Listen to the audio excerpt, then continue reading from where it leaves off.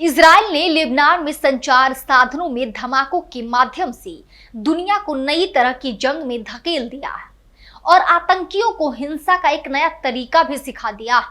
इतना ही नहीं, बीते दिनों में लेबनान में इलेक्ट्रॉनिक उपकरणों मसलन pager, walkie talkies, intercom, mobile, radio और अब सोलर पैनल में विस्फोट ने पिछले 2 दशक के टेक्नोलॉजिकल डेवलपमेंट का भी जनाजा निकाल कर रख दिया है। नमस्कार, मैं शारदा सिंह आपके साथ और आप देख रहे हैं टीवीजे मीडिया की खास पेशकश। हम एक ऐसी दुनिया में रहते हैं जो टेक्नोलॉजी से संचालित होती है।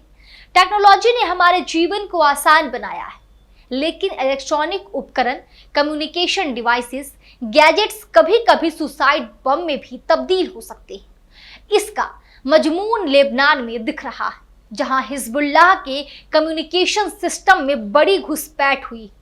एक दिन पहले लेबनान में हिजबुल्लाह लड़ाकों के पेजर्स में विस्फोट हुए।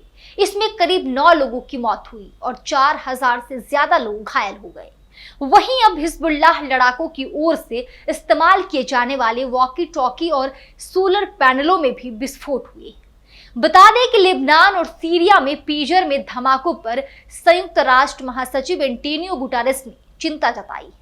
उन्होंने न्यूयॉर्क में कहा कि हमले के दौरान नागरिकों द्वारा इस्तेमाल की जाने वाली चीजों को निशाना नहीं बनाना चाहिए। इसके लिए नियम बनाए जाने चाहिए। हालांकि इस विस्फोट के बाद तमाम तरह के सवाल भी पैदा हो रहे हैं। एक तरफ जहां हम अपनी तेल पर निर्भरता खत्म करके ग्रीन एनर्जी की ओर कदम बढ़ा रहे थे, लेकिन इस विस्फोट ने इस एजेंडे पर भी ब्रेक लगा दिया।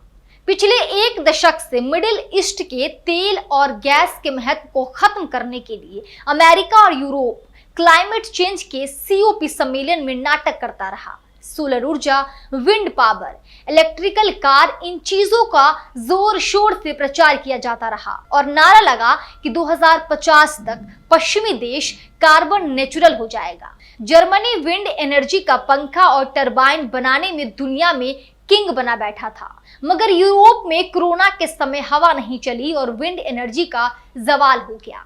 अब ब्रिटिश पेट्रोलियम अमेरिका में अपनी विंड पावर को $2 मिलियन में बेचकर फिर तेल और गैस के धंधे में अगले 50 साल तक बने रहने की योजना पर काम करने लगा। वहीं चीन, जो सस्ता solar panel, lithium battery, electrical vehicle बनाने में दुनिया का किंग बना बैठा था। इतना ही नहीं, दुनिया में हर देश हजारों हजार एकड़ में सोलर पैनल लगाकर तेल और गैस की निर्भरता को खत्म करने का ख्वाब देख रहे थे। लेकिन बीते दिनों जिस तरह से इलेक्ट्रॉनिक उपकरणों और सोलर पैनल को विस्फोट कर उड़ाया गया, उसने दोबारा तेल और गैस को इस शताब्दी को बदलते जियोपॉलिटिकल युग का किंग बना दिया। जैसे साल 1973 के ऑयल एम्बार्गो ने दुनिया में तेल को एक हथियार बना दिया था, जिसको खत्म करने के लिए जलवायु परिवर्तन का नाटक भी किया गया।